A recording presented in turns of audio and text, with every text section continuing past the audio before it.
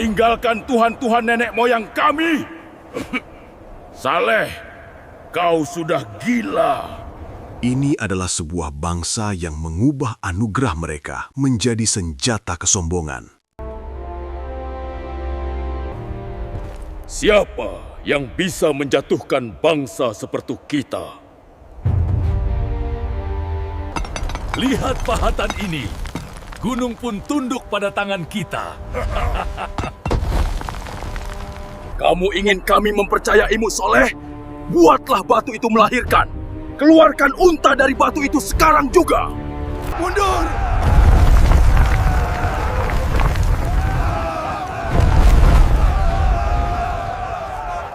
Ini tidak mungkin. Batu tidak bisa melahirkan. Bagi mereka, petunjuk adalah sebuah penghinaan. Kebenaran bukanlah sesuatu untuk diikuti. Itu adalah sesuatu untuk ditertawakan. Namun langit tidak diam. Peringatan sudah mulai turun jauh sebelum mereka menyadarinya. Ini adalah mukjizat yang berjalan di antara mereka. Sebuah tanda hidup yang mereka sendiri minta. Mereka pikir mereka sedang mengakhiri masalah. Pada kenyataannya, mereka sedang memulai hitungan mundur. 3 hari. 3 hari antara tawa mereka dan kehancuran mereka. 3 hari untuk menyadari kebenaran yang mereka olok-olok. Siapa sebenarnya kaum Samud? Mengapa Allah memilih mukjizat khusus ini? Seekor unta betina dari batu. Bagaimana kisah mereka membuktikan kebenaran dan sifat mukjizat Al-Quran bahkan hingga hari ini? Kita akan menemukannya dalam kisah ini.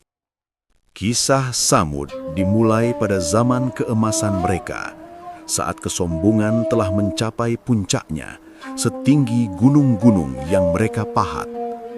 Mereka tidak hanya menolak Saleh, mereka menghinanya. Mereka mengolok-olok peringatannya tentang hari akhir, dan mereka mengolok-olok gagasan tentang satu Tuhan yang tidak terlihat. Saleh ingin kita meninggalkan Tuhan-Tuhan ayah kita, dewa-dewa yang memberkati panen kita. Aku belum pernah mendengar hal yang lebih bodoh dan tidak masuk akal dalam hidupku. Tetapi permulaan konflik yang sebenarnya terjadi pada suatu pagi yang tampak biasa ketika matahari terbit dengan lembut di atas Al-Hijr. Cahaya keemasan tumpah melintasi lembah, menyinari fasad-fasad bangunan yang megah. Suara pahat menghantam batu terdengar berirama, sebuah simfoni pembangunan. Debu batu melayang di udara seperti kabut emas, tanda kemakmuran mereka. Beberapa pria sedang menajamkan alat logam mereka. Beberapa sedang membasuh wajah mereka di mata air yang jernih. Beberapa sedang menggeliat bangun dari tempat tidur mereka yang nyaman. Matahari sudah tinggi dan kau masih mendengkur. Apakah kau akan tidur seharian? Bangunlah, ada banyak batu yang harus kita taklukkan hari ini. Para pedagang sibuk menyusun kurma kualitas terbaik dalam keranjang anyaman. Para ibu sedang menyapu halaman mereka yang luas. Anak-anak saling berkejaran, tertawa riang di antara pilar-pilar raksasa yang setengah terukir, tidak menyadari bayangan yang mulai mendekat. Siapa yang berdiri di atas sana, di bukit batu itu? Apakah itu Saleh? Itu adalah seorang pria yang dulu sangat mereka kagumi. Seorang pria yang mereka percayai melebihi siapapun. Seorang pria yang mereka yakini suatu hari akan memimpin mereka menuju kejayaan yang lebih besar. Dia berdiri di atas batu tinggi, podium alami tempat para pemimpin biasanya membuat pengumuman penting. Dia menarik nafas dalam-dalam, menatap wajah-wajah kaumnya dengan penuh kasih sayang dan kesedihan. Lalu suaranya bergema di seluruh lembah. Wahai kaumku, ini bukan panggilan pedagang yang menawarkan barang maupun pengrajin yang mengiklankan karyanya. Ini adalah sebuah peringatan, sebuah panggilan jiwa yang akan membelah lembah mereka menjadi 2 kubu. Orang-orang menghentikan pekerjaan mereka. Pahat berhenti bergerak di udara. Mereka mendongak, menyipitkan mata melawan matahari. Apa yang dia katakan? Mengapa nadanya begitu serius? Mengapa dia terdengar khawatir? Dan kemudian, di depan seluruh bangsanya, dengan suara yang lantang namun lembut, Soleh berkata, "Wahai kaumku, sebelum aku berbicara tentang pesan ini, jawablah aku. Bukankah aku tumbuh besar di antara kalian? Bukankah aku orang yang kalian percayai selama ini? Orang yang kalian taruh harapan tinggi untuk masa depan suku ini?" Ya, benar, Soleh. Kau adalah orang yang bijaksana, yang paling cerdas di antara kami. Kami pikir kau akan menjadi pemimpin kami, penerus para tetua. Sama seperti orang-orang Mekah menyebut Nabi Muhammad sebagai Al-Amin sebelum kenabian, orang-orang Tsamud melihat Soleh sebagai permata harapan mereka. Soleh berhenti sejenak. Dia mendapatkan perhatian penuh mereka. Dia mendapatkan pengakuan mereka atas integritasnya. Dan kemudian, dengan hati yang berat namun mantap, dia menjatuhkan kebenaran itu. Maka aku peringatkan kalian, sembahlah Allah saja. Kalian tidak memiliki Tuhan selain Dia. Dialah yang membentuk kalian dari tanah bumi ini, memberi kalian kekuatan untuk memahat gunung dan menempatkan kalian di dalamnya sebagai khalifah. Saat kata-kata itu keluar dari mulutnya, atmosfer di lembah berubah drastis. Angin seolah berhenti berhembus. Keheningan yang menjerit jatuh di wajah mereka. Mereka saling memandang dengan kaget, seolah-olah Saleh baru saja berbicara dalam bahasa asing. Apa yang dia katakan? Apakah dia menyuruh kita meninggalkan tradisi suci Tuhan-Tuhan ayah kita? Apakah dia gila? Apakah dia sakit? Dan kemudian keheningan pecah, bukan dengan penerimaan atau diskusi, tetapi dengan ledakan kemarahan. Seorang pemimpin berdiri, wajahnya merah padam karena merasa dikhianati dan kecewa. Apakah ini alasanmu mengumpulkan kami hanya untuk menghina Tuhan-Tuhan kami, untuk merobek cara hidup yang telah membuat kita makmur? Lihat kota kita. Gunung-gunung ini kita pahat. Siapa yang lebih kuat dari kita? Kami tidak butuh peringatanmu. Tuhan kami cukup bagi kami.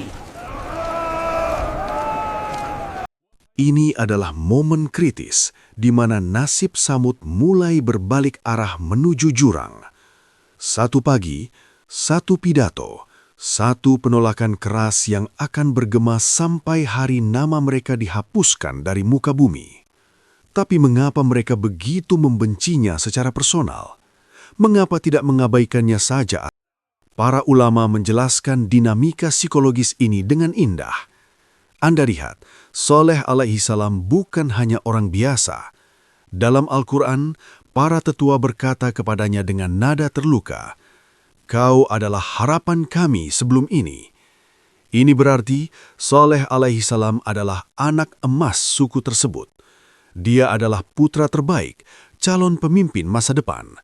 Dia adalah orang yang diharapkan akan menjaga status quo, melindungi tradisi mereka, kebanggaan mereka, dan berhala-berhala mereka. Pengkhianatan yang mereka rasakan bukanlah karena perbedaan teologis semata, tetapi karena harapan yang hancur. Sebelum dia mengucapkan satu kata pun tentang Allah, mereka sudah memiliki label untuknya di hati mereka. Dapat dipercaya, bijaksana, menjanjikan. Dan perhatikan rahmat Allah di sini. Allah tidak menghancurkan mereka pada hari pertama mereka mengolok-ngolok Soleh. Langit tidak terbelah saat itu juga. Bumi tidak menelan mereka seketika. Mengapa? Karena petunjuk dan hidayah tidak pernah dipaksakan. Itu ditawarkan lagi dan lagi dengan penuh kesabaran. Percakapan di pasar, peringatan di rumah-rumah, pembicaraan pribadi yang intim, pidato publik yang menggugah. Jadi ketika kita mendengar tentang kehancuran mereka nanti, kita harus ingat itu tidak datang tiba-tiba tanpa sebab. Itu datang setelah seorang pria yang tulus, yang mereka cintai, menghabiskan bertahun-tahun mencoba menyelamatkan mereka dari api yang mereka nyalakan sendiri. Sejak pagi itu, rasa hormat itu menguap. Soleh alaihi salam akan berjalan ke pasar untuk berdakwah dan hinaan akan menghantamnya lebih cepat daripada salam. Beri jalan untuk sang pembawa pesan palsu. Beri jalan untuk pria yang berpikir dia lebih pintar dan lebih baik dari ayah-ayah kita yang agung. Wahai kaumku, sembahlah Allah. Tidak ada Tuhan selain Dia. Dia akan mencoba berbicara kepada sekelompok orang miskin untuk memberi mereka harapan akan keadilan Tuhan. Tetapi kaum elit akan memotongnya dengan pameran kekayaan. Oh Soleh, kau menyuruh kami takut pada yang gaib. Lihat istanaku yang menjulang ini. Lihat emasku yang berkilauan. Apakah terlihat seperti Tuhanmu marah padaku? Jika Tuhanmu ada, Dia pasti mencintai kami karena memberi kami semua ini. Kemanapun Soleh berjalan, suara sumbang mengikuti. Ada yang mengejek terang-terangan, ada yang tertawa sinis, dan ada yang takut bahkan untuk berdiri di dekatnya karena tekanan sosial. Jangan tatap matanya, dia masyhur, dia tersihir, jin telah mengambil akalnya dan berbicara melalui lidahnya. Hinaan verbal segera berubah menjadi fisik. 9 orang paling korup di kota, para pemimpin geng samut yang kejam, memulai kampanye teror untuk mematahkan semangatnya. Kata-katanya mulai memecah kaum. Jangan sentuh dia. Buat semua orang menjauhinya. Jangan dengarkan Soleh, dia membawa sial.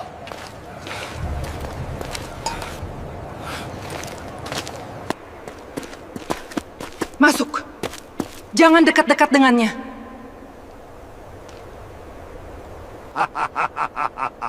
Kami tunggu azabmu.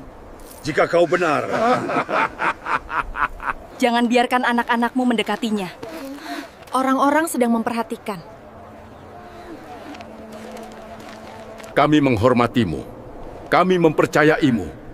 Tapi sekarang, kau hanya membawa perpecahan. Bayangkan rasa sakit di hati Soleh. Ini adalah orang-orangnya sendiri, tetangganya, keluarganya sendiri, sukunya sendiri. Orang-orang yang dulu merayakannya di pesta-pesta, kini memperlakukannya seperti penyakit menular. Wahai kaumku, aku tidak meminta harta atau kekuasaan dari kalian. Aku tidak meminta upah. Imbalanku hanya dari Tuhan semesta alam yang menciptakan kalian. Tapi meminta orang buta hati untuk melihat cahaya hanya membuat mereka semakin marah. Mereka tidak menginginkan logika atau kebenaran. Mereka menginginkan pertunjukan magis. Jangan dengarkan dia. Dia telah meninggalkan cara nenek moyang kita. Dia ingin mempermalukan kita di depan suku-suku lain di Arab. Dia ingin menjadi raja dengan cara licik. Mereka menunggunya di jalan-jalan sempit. Mereka melempar kerikil dan debu di dekat kakinya. Dan setiap hari, lembah itu bergema dengan ejekan pahit yang menyayat hati. Orang gila, pembuat onar, perusak tradisi. Cukup bicara. Kau ingin kami percaya? Maka berhentilah bicara omong kosong dan tunjukkan kami mukjizat nyata. Hati mereka telah mengeras seperti batu yang mereka paat. Kesombongan mereka meningkat tak terkendali, dan pembangkangan mereka mencapai titik didih. Seiring berlalunya hari, atmosfer permusuhan semakin pekat di lembah. Ejekan tidak berhasil menghentikannya. Batu-batu kecil tidak berhasil mengusirnya. Jadi para kepala suku memainkan kartu paling kotor dan paling efektif dalam masyarakat tribal. Isolasi sosial. Dengarkan aku, Soleh adalah penyakit.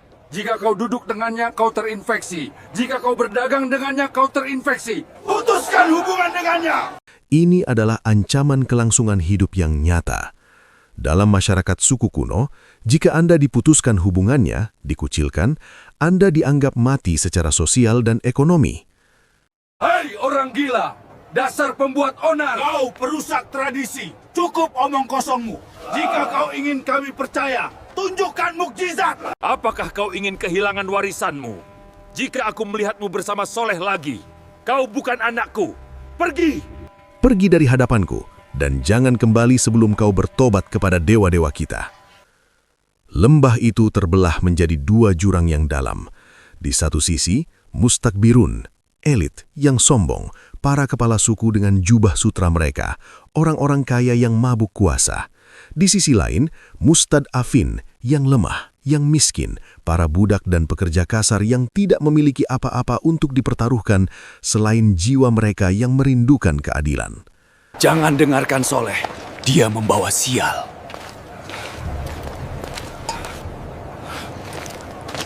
Jangan biarkan anak-anakmu mendekatinya. Orang-orang sedang memperhatikan.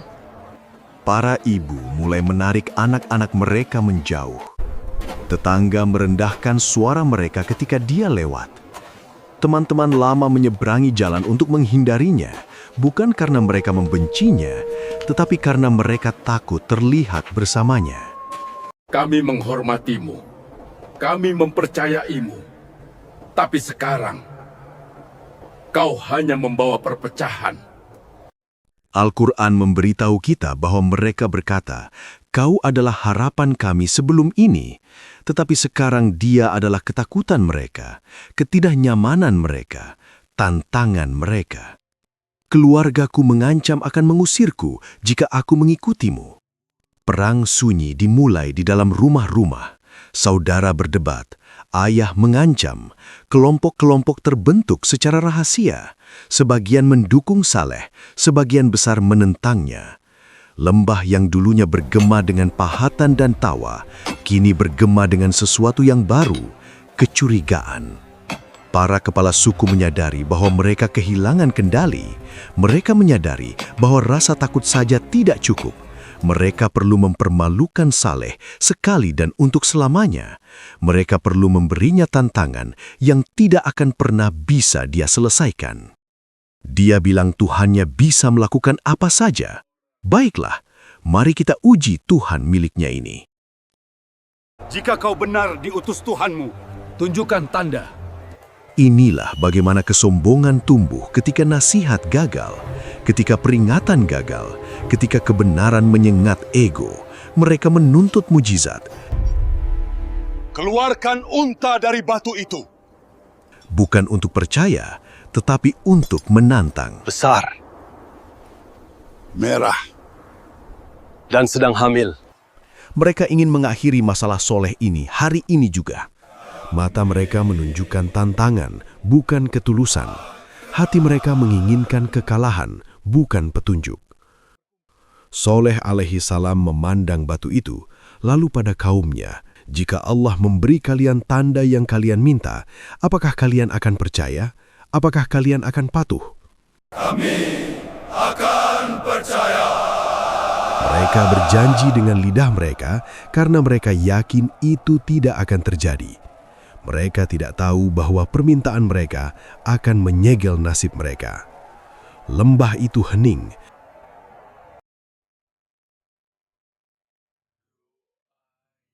Mundur!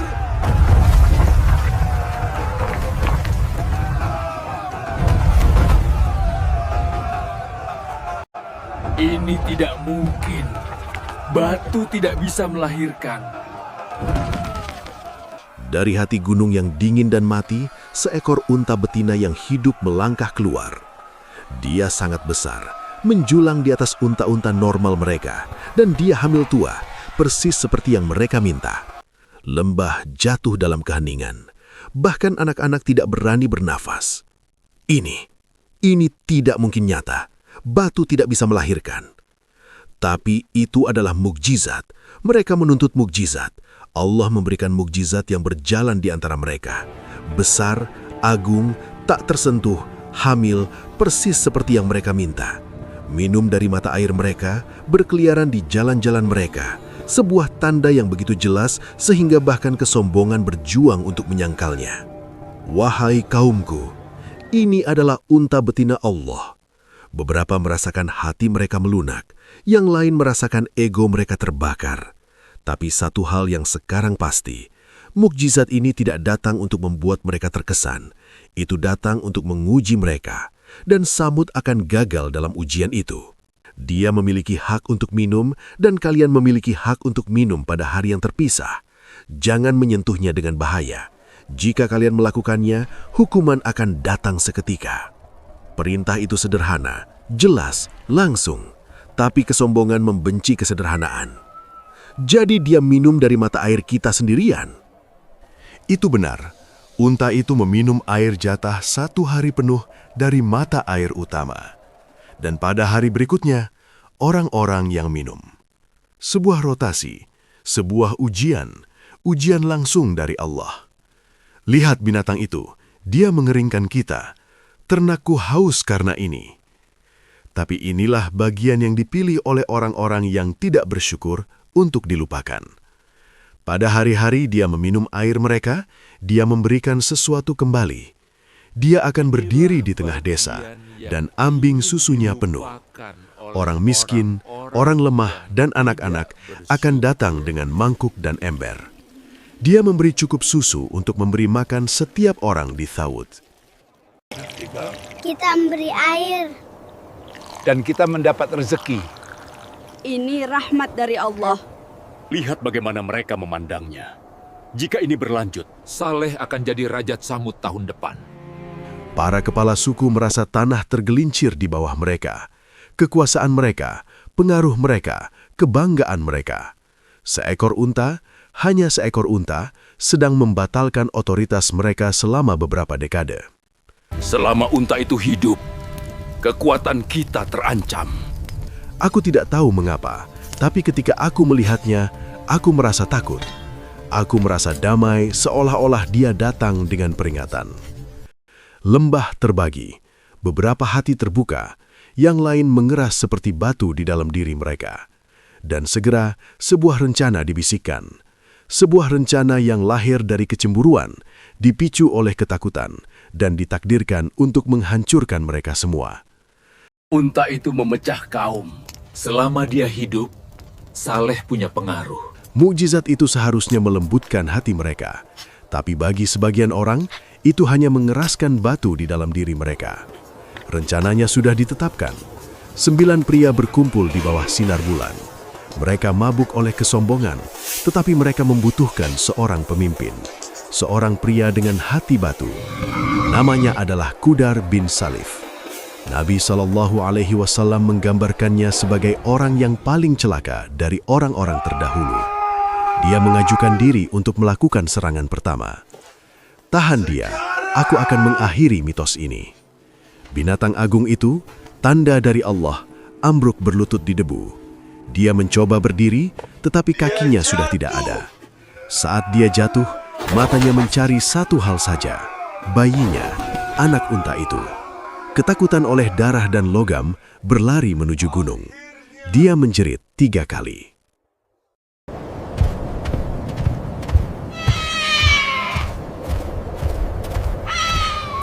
Teriakannya bergema melalui Al-Hijr, seperti peringatan. Suara yang belum pernah didengar lembah itu sebelumnya, dan tidak akan pernah didengar lagi. Para ulama mengatakan 3 jeritan itu adalah 3 hari penangguhan. Tapi Tsamud tertawa. Di mana malaikatmu?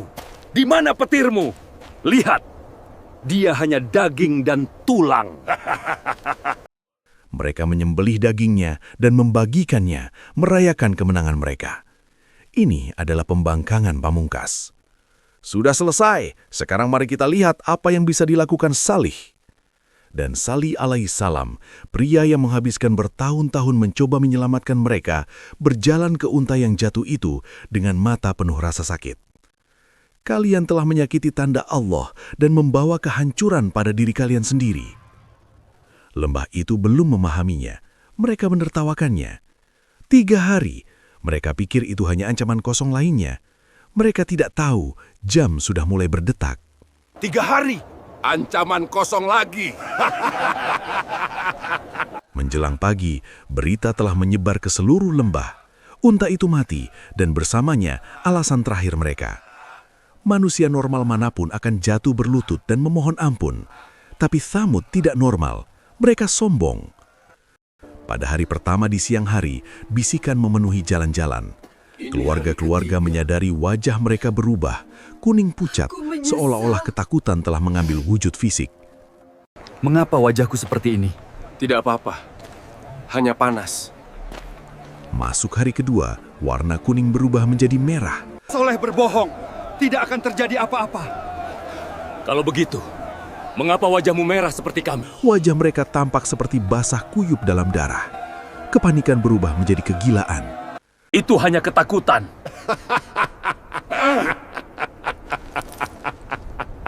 Tidak ada apa-apa. Jika azab itu ada, biarkan datang sekarang. Keheningan. Dan inilah bagian yang paling gila. Bukannya bertaubat, 9 pemimpin itu malah marah. Mereka berkumpul 1 kali terakhir.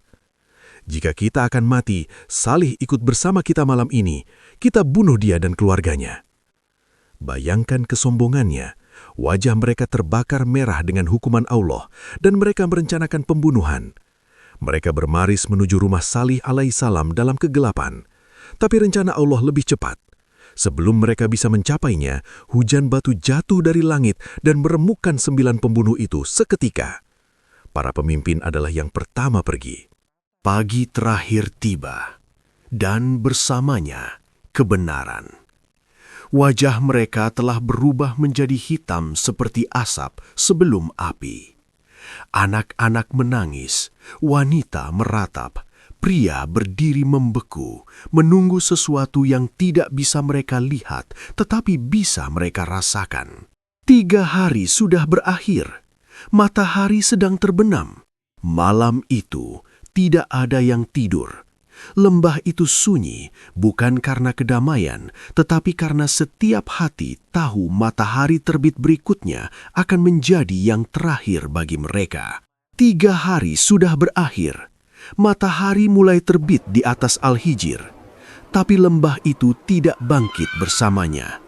Keheningan menutupi segalanya, seolah-olah udara itu sendiri menolak untuk bergerak. Dan kemudian langit menjerit. Al-Quran menyebutnya as-sayhah, ledakan itu. Itu bukan hanya suara, itu adalah ledakan sonik. As-sayhah, itu adalah pekikan dari malaikat Jibril yang memecahkan jantung mereka seketika. Itu tidak memberi mereka waktu untuk lari, itu tidak memberi mereka waktu untuk menjerit kembali. Al-Quran mengatakan mereka ditemukan jathimin. Mereka ditemukan terkapar rata di wajah mereka, lutut remuk ke lantai. Kesombongan itu secara harfiah diratakan. Orang-orang yang memahat gunung sekarang hanya debu di dalamnya. Saleh alaihi salam dan beberapa orang beriman diselamatkan, berjalan menjauh dari reruntuhan. Tapi sebelum dia pergi, Saleh menoleh ke belakang 1 kali terakhir. Wahai kaumku, aku telah menyampaikan pesan Tuhanku kepada kalian, dan aku menasehati kalian. Tetapi kalian tidak menyukai orang-orang yang memberi nasihat tulus. Di lembah yang dipenuhi gema selama berabad-abad, hari itu tidak ada satu suara pun. Thamud, orang-orang yang cukup kuat untuk memahat bumi, tidak bisa lolos dari satu teriakan dari Dia yang menciptakannya. Thamud tidak dihancurkan karena mereka bodoh, mereka jenius. Mereka dihancurkan karena mereka pikir mereka aman, mereka pikir uang mereka, dinding batu mereka, dan status mereka akan melindungi mereka dari Tuhan. Hari ini kita tidak memahat gunung, tetapi kita memahat hal-hal lain. Kita membangun karier, kita membangun status, kita membangun ego. Dan sama seperti Thamud, kita berpikir, aku aman, tidak ada yang bisa menyentuhku. Bagian paling menakutkan dari kisah ini bukanlah teriakannya. Itu adalah reaksi terhadap nasihat. Ketika Soleh alaihi salam memberi mereka nasihat, mereka tidak berkata, kau salah. Mereka berkata, siapa kau berani memberitahu kami? Tanyakan pada diri Anda, ketika orang tua atau teman atau ulama mengoreksi Anda, apa reaksi pertama Anda? Apakah itu terima kasih atau apakah itu kamu pikir kamu siapa? Jika hati Anda membenci nasihat, maka berhati-hatilah. Itu adalah benih Thamud yang tumbuh di dalam diri Anda. Mereka menolak seekor unta. Kita menggulir melewati pengingat yang dikirimkan kepada kita setiap hari. Kita melihat tanda-tandanya, tetapi kita tidak berhenti. Ujiannya sama, hanya pemandangannya yang berubah. Jangan menjadi bangsa yang membangun rumah yang kuat, tetapi memiliki hati yang lemah. Semoga Allah menjadikan kisah ini sebagai cahaya yang menerangi hati kita, menjauhkan kita dari sifat angkuh, dan menjadikan kita hamba yang selalu bersyukur dan rendah hati. Jika ada kebaikan yang Anda temukan dalam cerita ini, saya mengajak Anda untuk turut menyebarkannya. Silakan tekan tombol like, tinggalkan komentar yang baik, atau subscribe agar kita bisa terus belajar bersama. Tidak ada paksaan, hanya harapan agar manfaat ini bisa tersebar lebih luas. Semoga setiap dukungan kecil yang Anda berikan dicatat oleh Allah sebagai amal jariah yang tak terputus pahalanya. Madain Soleh terletak di wilayah Al-Ula, Arab Saudi. Pada tahun 2008, UNESCO menetapkan Madain Soleh sebagai situs warisan dunia pertama di Arab Saudi. Pengakuan internasional ini diberikan karena situs tersebut menyimpan sisa-sisa arsitektur yang luar biasa dan bukti keahlian hidrolik kuno yang sangat maju di tengah lingkungan gurun yang keras. Salah satu temuan modern yang paling penting di situs ini adalah pelurusan garis waktu sejarah. Struktur megah yang dipahat di batu, seperti Qasr Al-Farid yang sering diabadikan oleh wisatawan, sebenarnya sebagian besar berasal dari kerajaan Nabatean pada abad pertama Masehi, kaum yang sama yang membangun Petra di Yordania. Namun, kaum Tsamud yang diceritakan dalam kisah Nabi Soleh hidup jauh lebih awal, diperkirakan sekitar abad ke-8 SM atau bahkan lebih lama.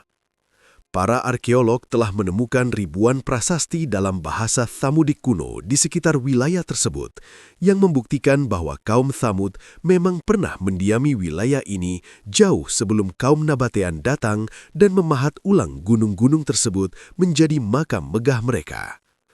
Kisah azab berupa suara menggelegar, as-sayhah, dan gempa memiliki korelasi menarik dengan kondisi geologis wilayah tersebut. Wilayah barat Arab Saudi, termasuk dekat Madinah dan Al-Hijr, memiliki ladang vulkanik luas yang disebut Harat. Secara ilmiah, letusan gunung berapi atau gempa bumi besar di masa lalu sering didahului atau disertai dengan ledakan sonik atau suara dentuman keras yang konsisten dengan deskripsi jeritan atau suara keras dalam Al-Quran. Selain itu, meskipun struktur Nabatean masih berdiri kokoh, penggalian di lapisan tanah yang lebih tua di wilayah Arab Utara sering menunjukkan tanda-tanda permukiman yang ditinggalkan secara tiba-tiba atau hancur oleh bencana alam. Penemuan modern menunjukkan adanya 130 sumur kuno di situs ini, membuktikan bahwa penghuni Madain Soleh, baik Tsamud maupun penerusnya Nabatean, memiliki keahlian luar biasa dalam manajemen air. Hal ini sesuai dengan deskripsi kaum yang mampu mengubah anugerah alam menjadi kekuatan dan senjata kesombongan. Selain itu, banyak prasasti ditemukan yang berisi nama-nama orang, doa kepada dewa-dewa kuno, dan hukum denda, memberikan wawasan mendalam tentang struktur sosial masyarakat yang hierarkis dan keras, mirip dengan deskripsi para elit mustakbirun dalam kisah tersebut. Hingga baru-baru ini, situs ini jarang dikunjungi oleh penduduk lokal karena adanya hadis Nabi Muhammad SAW yang melarang memasukinya kecuali sambil menangis sebagai bentuk peringatan. Namun, sekarang situs ini telah dibuka untuk pariwisata internasional oleh pemerintah Saudi sebagai bagian dari proyek Al-Ula yang memungkinkan dunia modern menyaksikan langsung bukit-bukit batu yang disebutkan dalam kitab suci. Mengenai batu yang melahirkan, tidak ada bukti fosil atau biologis modern karena peristiwa ini masuk dalam ranah mukjizat. Namun terdapat situs spesifik yang menjadi fokus tradisi lisan masyarakat setempat. Di area Jabal Idlib, yang merupakan pusat ritual kuno, terdapat lorong-lorong batu alami dan formasi batu terbelah yang sangat sempit bernama Al-Sik. Pemandu lokal dan tradisi turun-temurun sering menunjuk pada formasi batu besar yang terbelah secara tidak wajar di sana sebagai lokasi keluarnya unta tersebut.